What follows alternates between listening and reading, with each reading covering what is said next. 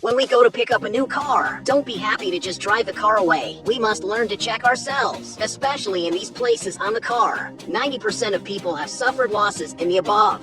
First, open the passenger door. Check the nameplate of the vehicle. Production date. Domestic cars should not be more than 3 months. Imported cars should not exceed 6 months. Otherwise, it is a stock car. Second, check the glass of the whole car. Production date. 22 represents 22 years of production. Point in the front with 7 minus. Point in the back with 13 minus. This piece of glass is 22 years in September production. If we say the date of manufacture of the whole glass, the difference is too big. It means that this car must have been in an accident. Thirdly, let's go to the rear of the car and squat down, then feel it with your hand. This exhaust pipe inside. If there is a lot of black carbon, it means that this car, the engine, has been running for a long time. Do not buy it. Fourth, let's open the hatch. Pull out the oil dipstick. Check the color of the oil. If the color is black, this means that the car is a test drive. Don't buy it. Lastly, we must check that the whole car's paintwork and tires. There is no obvious damage or signs of bulging. If there is, we must not buy. Follow me on the homepage to learn more about cars.